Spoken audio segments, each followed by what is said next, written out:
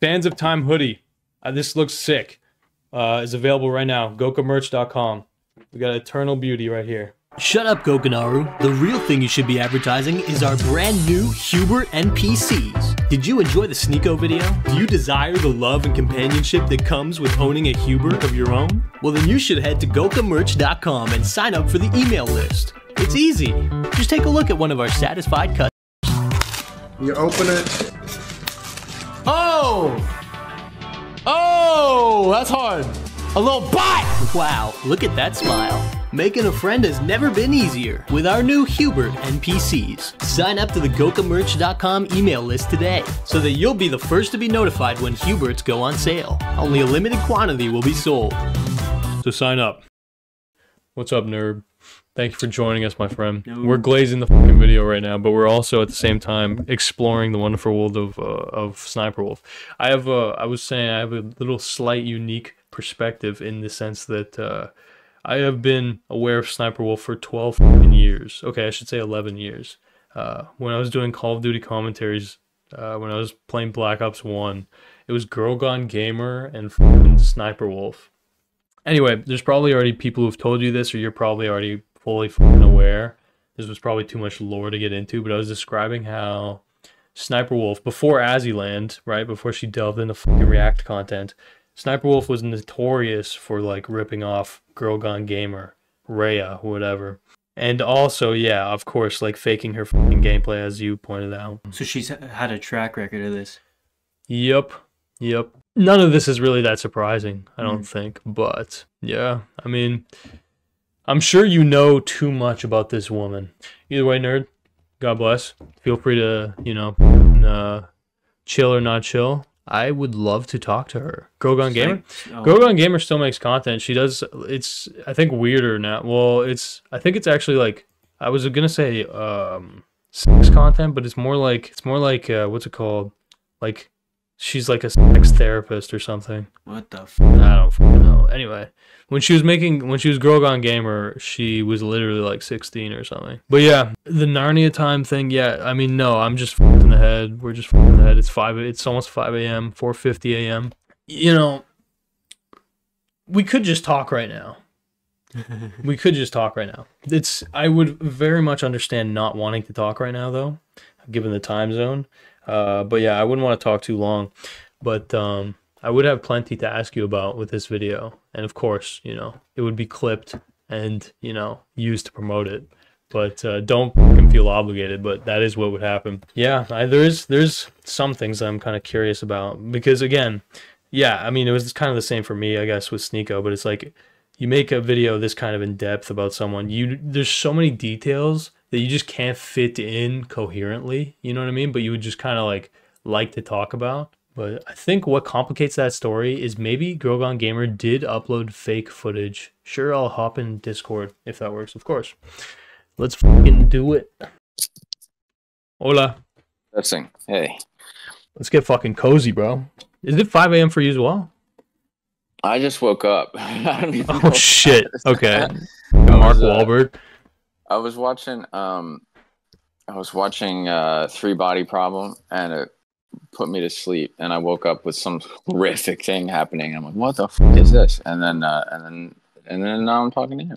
Dude, that series is crazy. It opens with I think the Cultural Revolution or something like that. Like, they weirdly tie in a ton of like the Chinese like fresh like communist stuff. I love to see it because all of the Marxists and collectivists need to realize like where their revenge movement takes them. Like, what these scenes are going to look like. Well, yeah, I mean the Cultural Revolution was like a fucking pretty brutal failure. Yeah. Yeah, so I'm a counter-revolutionary to all of you collectivists because I don't want to see things like this. I don't want to see, you know, physics professors and I don't know, people who accidentally do one thing wrong or go against the current narrative, and then all of a sudden they're, you know, stoned to death. I mean, yeah, like we're pretty close to that actually, with basically just career trying to erase people. Yeah, I mean, one of the most. Go on, sorry. Go ahead. One of the most annoying things that's happening under this video. And there's a lot of annoying things, but one of the most annoying things is that basically every psychologist and psychiatrist, I think they're mainly all clinical psychologists. Some of them had psychiatry practices. But I think one of the most annoying things is that everyone I put on screen has been called not credible by someone in the audience. But not only that, it's like the way that people are doing it is they're trying to basically like corral me into like never showing them again and like shaming me for having platformed them. Right. But like the way that they say it, I can't fucking imagine doing this to someone. I would never like have the hubris to do this under a video. But the way that they come after me is like, they go, they'll come after them really. Is they go, hey, great video, but it was kind of ruined by the fact that you put so-and-so on screen. Yeah. And then it's literally everybody. And it's like the Dr. Todd Grande, who I didn't think was offending like anyone in particular. Jordan Peterson, who I knew is controversial. Dr. Phil, who is fucking mainstream. You know? Yeah, I mean, the way that everybody. the way I saw that was you basically, like, you cited so many sources that it was like you were showing that there was almost a consensus on what you were trying to demonstrate. Does that make sense? Like, yeah, exactly. Like, and that's part of it was part of holistic. documenting culture. Yeah.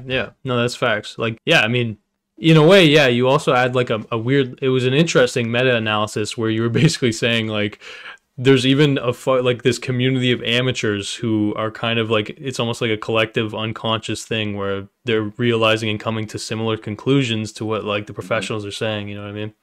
Yeah, like, and some of them I was saying aren't like what they're doing. A mental health professional would never do. You know, like one guy's like, you need to write "I'm a hoe" and put that on your face. You know, it's like I'm not endorsing them. I'm showing you what some people are saying. You know? Yeah. It was interesting, bro, because it's like you educated like us on basically this like weird meta commentary fucking like lane that people are kind of developing right now. Yeah. It's a big niche too.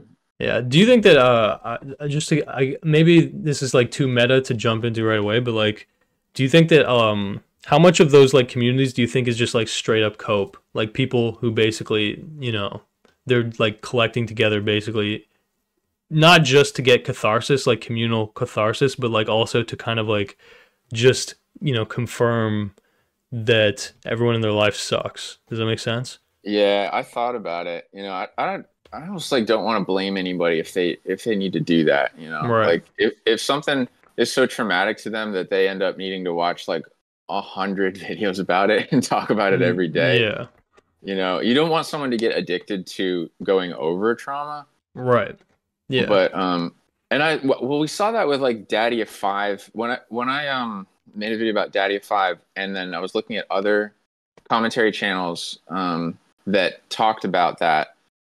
There were some that made 100 videos. I can remember Joy Sparkles made like over 100 videos about Daddy of 5 and did one basically every day.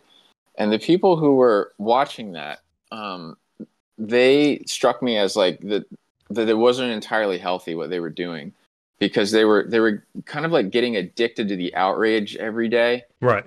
Rather than healing. You know, because some of them obviously they were attracted to the topic because they had trauma in their background, but then they were using the Daddy of 5 situation as like this outlet for every single day getting some sort of weird vicarious relief. Yeah, and it started to feel gross to me, because what that looks like, you know, what practically that ends up being is that they need new stimulus every day. They have to find more outrage. So they're basically like, they're not finding, holy shit, this situation is awful, I don't want to watch that again. They're basically like, I just found more footage. Like they need like new videos, you know? Yeah. And something's gross about that. No, I actually feel similarly about lolcow content a lot of the times, right? Like it's a semi-similar vein where it's like, I mean, you learn about this person and there's no like silver lining. There's not really even that much to like learn from them after a certain point. You know what I mean? It's kind of just you're reveling in like this person's fucked up ass life. That's not healthy. No, but then I have to be self-aware with that. So if I'm gonna throw stones at that, I gotta realize like, well, you know, what is this? It's gonna be like my 5th video about Sniperwolf. So am I, you know, coming back to the same source over and over that isn't getting better? And you know, I kind of feel that. I feel the fatigue on the topic. The reason that I'm doing that is not because I don't know. It's not because well, I don't know what it's not because. Basically, like, what people are just yelling at me for is, like, they're fatigued with the topic. They're like, please move on to something else. I don't want to hear about this now anymore. And Right. the reason that I have to keep making videos is I'm not done going through. I'm not done talking about what I've already gone through. I want to just finish the work that I've done. And I had to cut this one in half even. It was turning into a 3-hour video, and I'm like, this is too much. So I did it at a natural split where we go from narcissism into psychopathy. And I got to do more. I got to keep talking about Sniperwolf. There's more to come, and it gets worse. Yeah. But then I do want to move on, and I don't want to watch her every day like a lol cow and be like, what did she do now? Yeah. I don't want to do that. Yeah, I mean, like, yeah, I actually, like, I saw in the comments, a lot of people were kind of saying similar shit to what I saw on my Sneeko video, especially initially, right? Because the gut reaction that people have is like, why the fuck, you know, are you wasting your time on this, you know, loser, whatever the fuck, like Sniperwolf, you know what I mean? Like, this person who's, you know, a piece of shit, and everyone already knows that kind of, or like, in my case, like, Sneeko had already gotten fucking owned, right? Like, but again, in my mind, I see what you're doing. I think, at least, I'm like, it's pretty obvious, but like, you're basically using her as a canvas, right, to get across the ideas and the insights and the fucking knowledge that you've collected after observing her, right? On narcissism and on psychopathy. Yeah, and that's the sneaky thing I'm trying to do is I think that I really am trying to do something useful with explaining these topics. I feel like I'm doing something good, not necessarily in the drama aspect, but in the helping people understand narcissism. Because when I got a handle on the latest theories about that, now I was aware of what narcissistic personality disorder was, you know, in general, but then deep diving on that, and it really is like a guide to understanding a type of person who I do think that everybody has in their life. And oftentimes it's in positions of authority or positions that you are set up to admire. It's up on a pedestal. Right. You know, parents, teachers, bosses, celebrities. And when you understand how some of the defense mechanisms work, then you really can basically protect yourself from unnecessary, like, self hatred and abuse. You know, when someone projects on you and is telling you something that, you know, seems like it's completely out of the blue and blaming you for something going wrong, and it's someone who's in a trusted position in your life. You know, it's someone who you have to respect what they say because they're your boss, or it's someone you have to deal with what they're saying because they're really close to you. They're a family member or they're a partner. It really is helpful, I think, for people to separate themselves in that moment and go, okay, this is so out of the blue that they're saying this to me and blaming me for this thing that I'm pretty sure they're doing, or like it's more applicable to it being their fault. When you know when you really know how that works, I think it helps people not beat themselves up for extended periods of time over something that they shouldn't.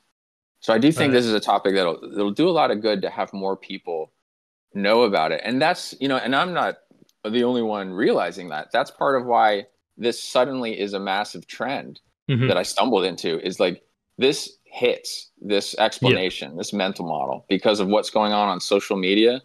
And I guess some of what's been going on since the beginning of time with man. It really does explain a lot, and it explains a lot of problems that are getting worse lately. Yeah.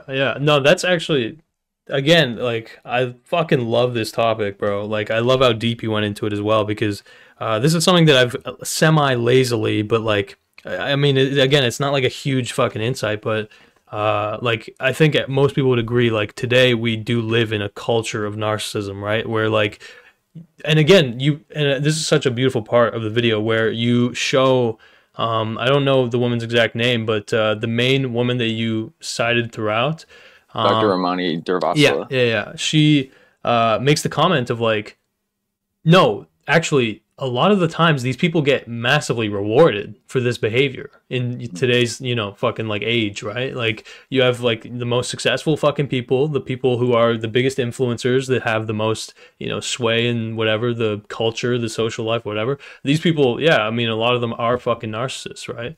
Like, and that's obviously, largely. And I think even to be a successful influencer or creator that does well using like harnessing all of the different types of social media, even if you're not a narcissist, you have to kind of snap into you have to, for short bursts of time, basically act like a narcissist. You have to have this almost like unfounded confidence and a self-assurity that you should be the center of attention at this moment, and that it's not natural for everyone to feel that way. And narcissists are mentally structured in a way where that's easier for them. They want to be the center of attention.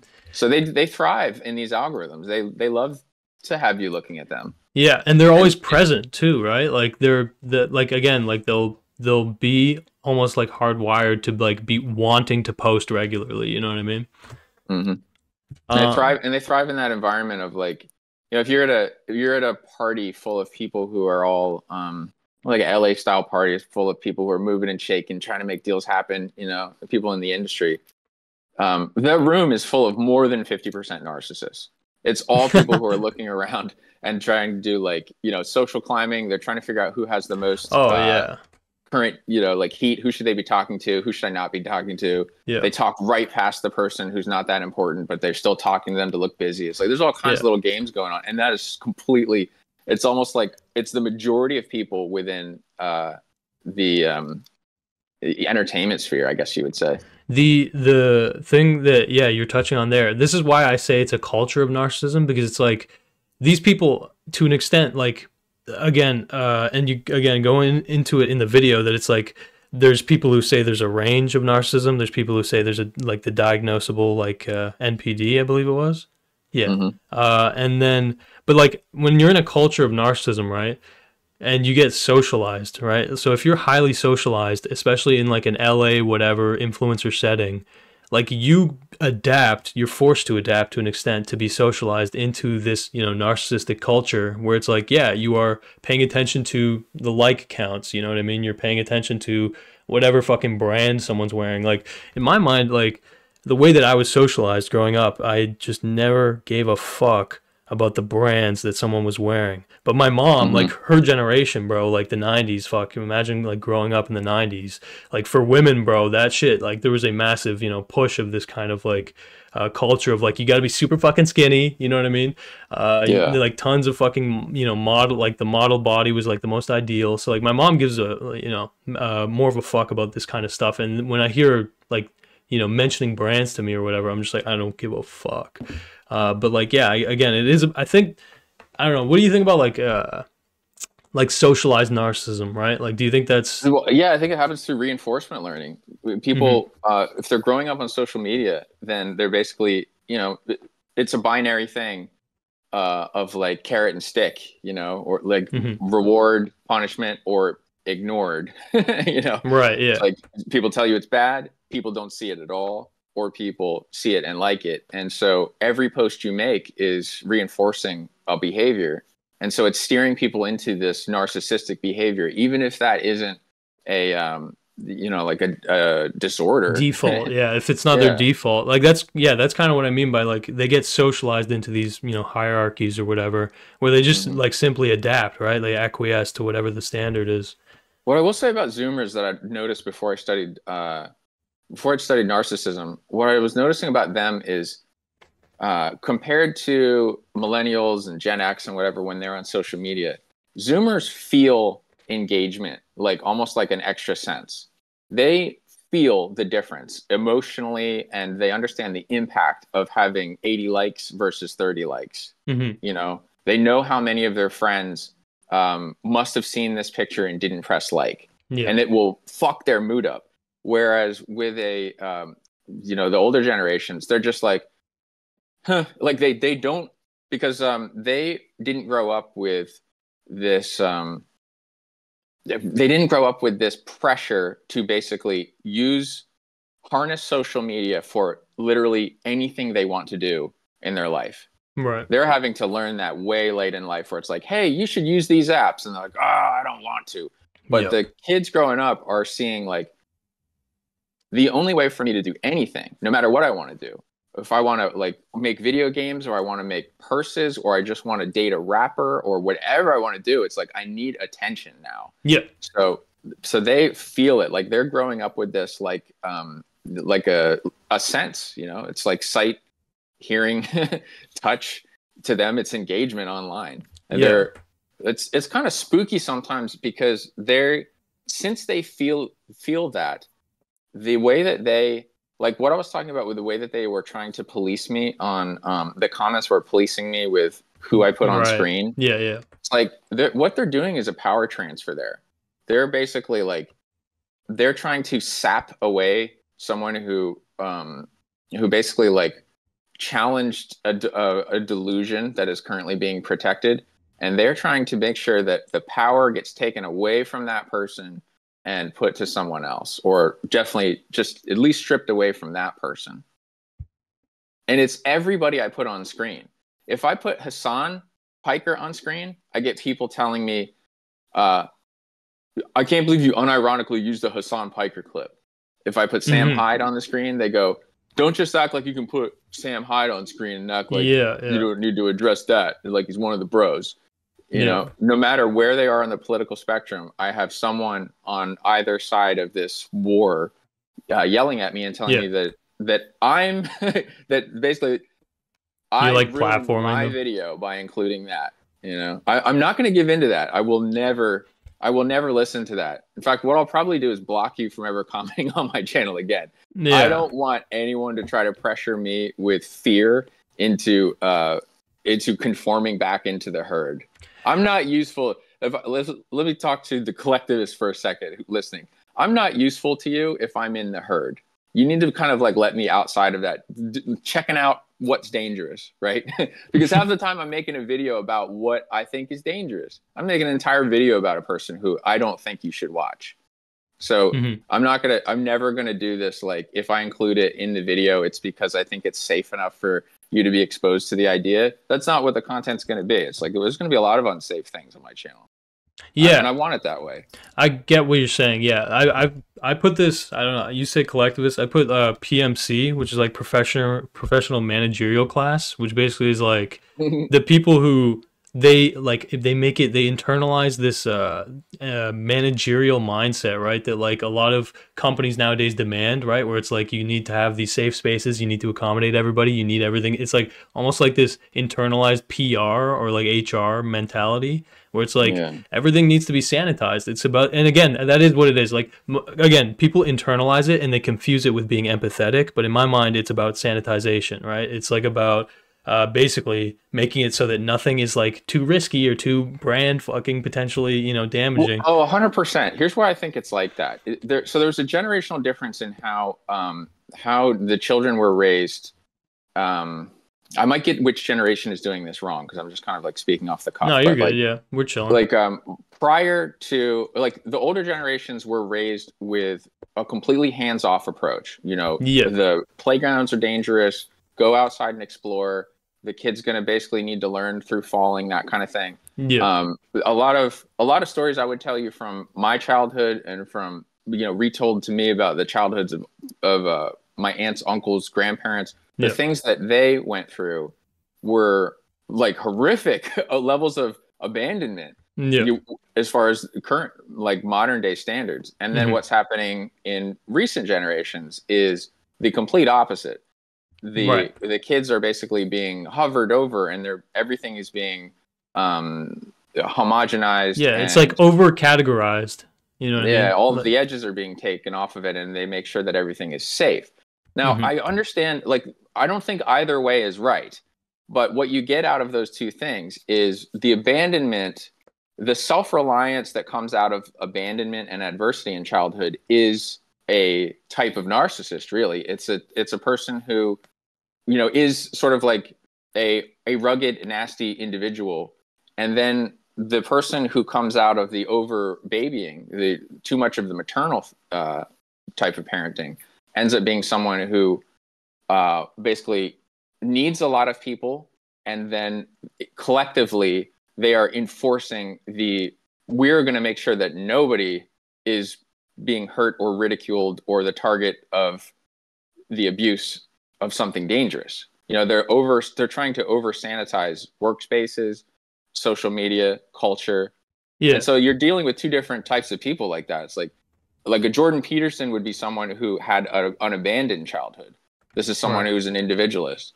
And then a Hassan Piker is someone who is probably a pampered kid and became a collectivist. He's like literally a socialist. Right. I think that's some of that came out of the parenting styles, I think.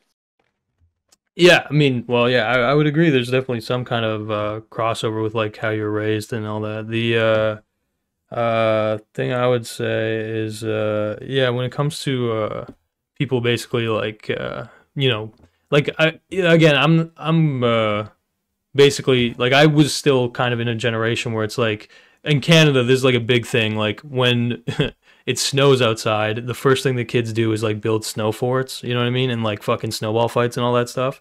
And so I was like in the generation where they started banning throwing snowballs, and then they started banning eventually snow forts, you know what I mean? Like because people were like fucking having these disputes whatever on the yard and all that. But they banned snow forts? Yeah, at certain points. Just because it was like, there was like fucking disputes, like kids were crying because they got excluded. Like it was interesting, and like of course there's I've never heard of this. On what level is that happening? Just like in a neighborhood or nationally? Oh no, this was like within our school. Like okay. I mean, this could be. I mean, nowadays it could be possible that there's like legislation or some shit. But I just remember it was like there was just like factions. It was just fascinating to me because I loved snow forts, you know what I mean? I also didn't get excluded, like I was good at being like what would you say, like collaborating with people or whatever. But yeah, it was kind of an interesting thing because it's like almost a little bit of you get like a simulation of Lord of the Flies, but it's like within a safe environment, right? But then they take that away, right? Anyway, but that doesn't really matter at the end of the day, I don't think. But like, sorry, I dragged you into dangerous territory. It's like, get political, Gokanaru. Let's do that. Let's talk about socialism. Do you want to? No. It's just been on my mind a lot lately. The comments kind of bring it up for me because of the way. I'm surprised. I'm surprised. Censor. People are trying to make me. They're trying to. What's the word? It's like drag you in. Kind of control me with fear. Right. I'm surprised though. I'm gonna stop watching your videos if you ever put this person on screen again, bro. Yeah, but fuck them. Like, who gives a shit? Like, okay, I'm trying to think, right? Like, what? Truly, fuck them. But why I give a shit is, I try to basically like, I try to synchronize what I talk about in part with what people want me to talk about. So I do care what people think, and I read the comments. Like 49% of what I'm going to make a video about is to try to please the viewers. So I care what they say, but I'm not going to let one person try to make me feel fear and then do what they want. Like, okay, let me give you an example of one comment. Somebody goes, and this was a person who's like fucking gaslighting me. They go, I miss when your content actually had effort to it. I miss when you were actually putting effort into your channel. Right. Hate to see you talking about this topic again. Yeah. So they are lost if they are going to act like the content doesn't have any effort to it. No, yeah, that's a person who doesn't know what the fuck they're talking about. Like, yeah, I mean, they're talking out of their butthole to say that, but I think that they know that they're lying. They know that there's effort, but they know that that's what would get under my skin. So it's like they're trying to basically like, well, I don't know, control me through lying. Yeah. So I don't like that. When I read the comments and I'm trying to please people and then I see someone being disingenuous like that, I really don't like that. That's fair. Yeah. I mean, I get that as well, man. Like, it's interesting because you will always in the comment section, I find, especially if you actually have something that people are glazing or people are saying is like, holy fuck, like this is like high bar. You know what I mean? Like, this is dope. I do find like there's always going to be people who are trying to undermine that, right? And that's just like, I mean, it's just resentment, right? Like, An example for me is like in the Sneeko video. I got way just fuck tons of like compliments on the editing, and then I'll see people who say like, "Holy fuck, this editing's dog shit." And in my mind, I don't even like. It's almost just funny because it's just like, I mean, anybody who knows how to edit understands like this is. You can't say it's dog shit. You can say I don't like how like fast paced it is or whatever, but you can't really say it's like dog shit. And again, in the case of your video, like. You can't say that that's low effort. You just can't. Like it is just wrong. You know what I mean? Yeah, I'll watch 3,000 Sniperwolf videos and then tell you the patterns I saw. It's like there's nothing low effort about that. I don't think anybody else did that. No, so, yeah. I mean, yeah. It's like, and clearly the dedication to the receipts, like the fucking compilation of like you're literally demonstrating you've watched, like again, easily hundreds of fucking hours of content to like siphon it down to this digestible. 1 hour basically. So if someone is trying to tell you that you have dog shit editing, well, yeah, but what they're trying to do would be like they want more content from you quickly, and so they're trying to discourage you, maybe whether it's subconsciously or not. They're trying to discourage you from doing something that would slow you down. Like, this isn't worth the time for you to put it into this kind of like hyperfixated editing. What I want is just like daily. I want you to tell me what you think about everything every day because I need. Right. I like that. I want critical style content from you, like penguins or whatever. Right. I want you to tell me every day what I should be thinking about the most annoying thing on Twitter. Yeah, they want you to do that. And so immediacy. They'll tell you your editing sucks because they want you to just do the other kind of content. I don't. That might be one reason why they would gaslight you like that. Yeah, but the thing is, like again, I don't know how it exactly goes for you, just because they are criticizing different things. Like, but for me, it's like I don't give a fuck. Like, I am at a point where like I would read a comment like that, and I genuinely don't feel anything because I'm just like, okay, they either don't know what the fuck they're talking about, or they're just trying to like get a rise out of me. You know what I mean? Trust me, I got plenty of defense. I can deal with that in all kinds of ways that aren't gonna make me mad. But I do allow it to. I'm sort of like experimenting recently with like allowing some things to get me mad that are attempting to make me mad. Right. Because I think it's almost like getting mad when someone's trying to annoy you, I think has almost become underrated. Because there's been so much of this like you mad pressure on people to mask like what they actually care about, because whoever gets mad first loses. And it's like, you know what? I think I'm over that. Like I want to see, I know where that was coming from, but what I think I want to see more of lately are people who are passionate about what they're doing and who like care about it being good. So if someone gets upset about people getting things wrong, I'm kind of like, oh, what are they onto? Like that's where I get interested. I see. Okay. So you're like you kind of you like the idea of like choosing violence or like clapping back when someone's like capping.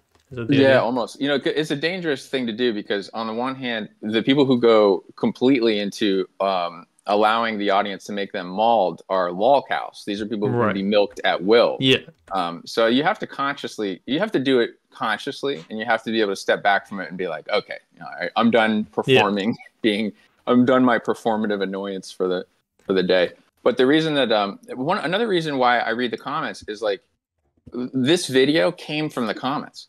People were telling me that she had narcissistic personality disorder. And I didn't know that. So like 130 comments led me towards what ended up being like a big truth. So I love the crowdsource and the wisdom that comes from being aware of what everyone's saying. It's just, you really do have to guard your mind and your emotions when you're reading thousands of strangers trying to influence you one way or the other. That's true, man. Like that's one thing that especially with our type of content, that was one thing that was hard for me to adjust to. Like especially since like I gained prominence from a pretty fucking tumultuous video, you know what I mean? Like it was like a very controversial at the time kind of video. Mm-hmm. And it's like I was amazed because again I had like no relevancy prior, and it was like incredible.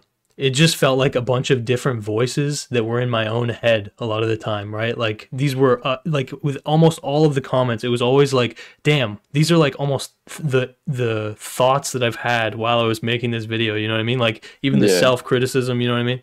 It's kind of psychically. The other reason to read all of that is like when you become aware of the patterns of sort of like the easy low-hanging fruit criticisms that you'll start to see over and over again. And then you can internalize them and have them be some of the your own creative demons that keep you in check. Mm-hmm. That's good, I think, because Yeah. it helps you mitigate like making mistakes. Yeah, it's like It a helps you, mirror. like, yeah, it can help you be better, you know. No, yeah, I totally It doesn't feel good to have an internal demon that's like, you know, it sounds like someone in the comments that's telling you that you're getting this wrong or whatever. But actually, like, what it mainly is it makes sure the main thing that it is sort of thinking about what the comments will say does to content, like practically, is it makes sure that when there is an exception to the rule, that you can explain quickly instead of speaking like hyperbolically, that you then sort of qualify the statement so that the people who know that one thing feel heard and don't need to tell you that the video, like, actually, there's a major misunderstanding because you said all X or Y and actually like some X or Z. So if you, you know, when you know that you're going to get that and you've got that little like annoying devil on your shoulder, you can kind of mitigate that by being like, no, it's not this. Don't get it confused. Yeah. Oh, it's on this video. It's something that I couldn't anticipate. What I am really surprised to see is autistic people, like diagnosed autists, according to them, are saying that I need to talk about how narcissism is different than autism. And that surprised me. I didn't think so. To me, that's a completely different topic. But basically, autists are wanting to feel seen and then also make sure that I'm not trying to humiliate them. Right. That's so interesting. Yeah, there's a weird self-insertion there. That's like, I know that also seems a little narcissistic. Yeah, exactly. But what I think where it's coming from, according to them, is that there is I talk about mirroring as the phenomenon that sort of explains the doppelganger behavior that Sniperwolf did, where she was copying the personality, the style of speaking, the clothes, all of these aspects of the personality of Aziland and taking them. That was really compelling. I like that part. Like it was just really fascinating just to see it. You know what I mean? Like just to fucking like it's just there, right? Like it's crazy. Like that's a lot to deal with if you're the target of that. Yeah. But what I was you know, I'm struggling in the video to understand why would somebody copy a person who they admire but then also hate them, because that to me it seems like sort of contradictory. And I talk about mirroring, and when I say mirroring and copying, I'm not talking about little social mirroring where when someone crosses their arms you cross someone crosses their arms you cross your arms. Everybody does that. Autists do that more. Autists do that frequently in order to stay in sync with social cues. And that's not what I'm trying to call out or say is bad or whatever. But a lot of autistic people in the comments are like, "Hey, I kind of do that too, and that's how I get through things. And I want to make sure you know that I'm not an evil narcissist, and I don't want to be called a narcissist." And it's like, man, all right, that to me would have been a total.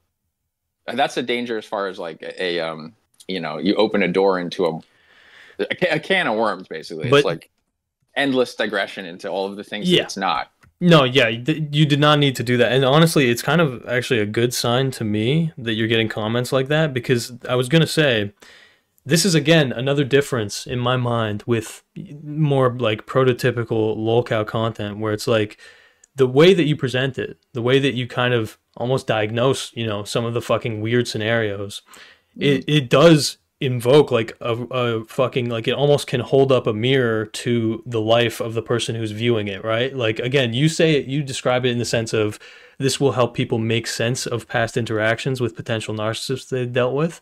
But it is also clearly the case, like even me while I was watching it, you know, people are low key, they're trying to, you know, see like, fuck, is me? Am I being called out right now? You know what I mean? And it's like, you're holding a fucking mirror to it, right? Like, and whereas people were seeing themselves, and then when you do that, when you implicate someone, the way that they react could be the defense mechanisms we're talking about, where they get angry, because basically shame starts to bubble up, and they have defenses that don't allow them to feel shame. So they are you know, the reason they're yelling at you in the comments about it is you made them feel embarrassed for a split second. They couldn't deal with it. But yeah, you bring up a good point. The self-reflection that I think could do everybody good on the topic of narcissism, I think really is valuable. And it's something, I mean, this was a challenging video for me to make if I'm going to pull the curtain back and be honest about it. I can believe that. Yeah. Sorry, go on though. Yeah. There's a lot to, a lot of self-reflection that I had to do about, okay, because there's so many different traits associated with even just that one disorder, and that are on and whether you're talking about the categorical NPD or you're talking about the spectrum of pathological narcissism, either one, there are so many behaviors that could be applicable to me and to you. And so there's a lot of self-reflecting to do. And some of those things, like, you know, I had to think about some of those behaviors I do a little bit. And I'm like, oh, why do I do that? Yeah. You know? Yeah, no, I feel that. And there's like different ways that it can manifest too. Like, I mean, you were mentioning to me privately that there is like a form of covert narcissist, right? And like, yeah. And like, and this was interesting to me when you brought this up, because I believe the conversation was something along the lines of like, bro, like because clearly like both of us were in the fucking throes of like trying to wrap up and finish fucking big ass videos, right? Like the amount of fucking just really like detailed editing that went into both of the videos that we've now released, thank fucking God, feels good. Yeah. But the amount of detailed editing, it's like, there was a moment where I was just like, am I a fucking narcissist? Like, why do I give this much of a fuck about the quality of what I'm releasing? You know what I mean? Like, am I trying to be perfect? You know what I mean? And it's like, there's ways that narcissism can, this is, again, I think in line with more or less what you're kind of telling me, but like, there's ways that, like, you know, narcissistic traits can manifest where it actually almost turns in on itself, right? Like, it's not necessarily to your benefit. It can actually undermine your own fucking desires or like goals or whatever, right? Yeah, it mess up the relationships in your life, because when like when you're working on a video, it's a passion project and you're not getting enough sleep, you're not taking care of yourself, then the end result is you end up, now there's going to be a big overlap in the next video to this. The hint is the intro in this one where Sniperwolf is talking about how she can't shower, she can't wash her own hair. Oh, fuck. Dude, I was actually, in my mind, I actually thought that you pointed that out just as like an attack. Like, I thought that was just like, fuck you. Like, I've found this pattern that like you've been basically proud, like almost low key dropping that you just don't shower or whatever. But that's, you're saying that's like a seed that you're sowing for like, This is actually it's associated with narcissism, and I didn't know. See, here's what's crazy about narcissism. It's catching too many things. They're going to have to break it up later. No, I agree. It's probably because if 20% of the population is diagnosable as a narcissist, then that's something that's in human behavior probably, and not a disorder that's, you know, a disruptive thing that's ruining your life. Yeah, it's probably catching. It's being overdiagnosed if it's that many people. Yep. And I think it probably could be split up easily between covert narcissism and grandiose narcissism. That might be one place where it splits. And covert narcissism, the difference between a grandiose narcissist and a covert narcissist would be it's the person on stage giving the speech who says like, I should be in charge, I should be running the world, I have all the ideas, I'm the best. That's the grandiose narcissist most likely. Yeah. And then the person, you know, behind the scenes who's like, yeah, I wrote this speech and nobody knows that. No one will ever know that. That's covert narcissism. You know, that's a different type of narcissist. And one of them is more obvious than the others. And one of the ways that explains so I wanted to understand, like, why is Sniperwolf not taking a shower, man? Why does she say she can't bathe? And I was looking into that, and it's like, there it is. It's associated with narcissism again. Narcissism and bathing. There's actually there's a strong correlation between extremes for cleanliness on either side of the grandiosity and vulnerability spectrum. So the grandiose narcissist is very often fixated on hygiene if you think like a Patrick Bateman taking a shower with all of those products, and it has to have everything perfect, every detail that you would admire has to be just the best. That's what we most commonly associate with narcissism. Right. But then on the covert side, on the other side, are the absent-minded professor, the person who isn't tying their shoes, isn't wearing good clothes, hasn't gotten their hair cut in a while, might stink. And the reason that they're allowing that to happen could be that they think that what they're working on in their mind is so important that everyone else around them should have to basically deal with how they want to present themselves, which is smelly and disheveled and embarrassing to take out, you know? So it's like that. I was talking to you about how when we get into that grind mindset, that it's like it's ignoring the rights of the people close to us, because when they come in the room, like they deserve to have us not stink, you know? Yeah. No, I agree with that. Yeah. So that's one thing I self-reflected on for sure. It's like, that behavior, it'll appear sometimes in my life like real bad. Yeah. I mean, no, I definitely, like, that was something that struck a chord with me for sure, where it's like for sure I fucked up my life for videos before. Like I have absolutely derailed the fuck out of my relationships. And I've neglected like scheduling and all this shit. Like fuck, I have a friend whose fucking wedding I didn't even remember. Like there's just like all this shit that it's just like, dude, like that's a dickhead. Like I'm a dickhead. But it's like I had family come in town one time, and like the entire point was to go out to a sporting event, and then I just like I was like, look, I can't go out. I need to edit this video. And they went to the sporting event themselves. Like that's painful. That's ignoring the rights of people who are close to you. I shouldn't have done that, but in my head, like that made perfect sense, because I'm trying to finish this video I've been working on for 3 months, and I'm almost done. It's like, this is really important. It's all come to a head. So I can't take a break and get drunk and watch a game right now. Like that literally is less important than what I need to finish. And but how that impacts other people is not right. You know? So like I need to be self-aware at times like that and be like, oh, wait a minute, I'm being very self-absorbed when I do that. Yeah, no, that's facts. I wanted to ask if there's any or I don't know if you stumbled upon procrastination, right? Like that's not something that would probably reflect in Sniperwolf. I don't know, but like, is this kind of related to procrastination as well? Like, I think it could be, because the covert narcissists can be very messy and like always be behind on stuff, because they're prioritizing how important their mental time is, like.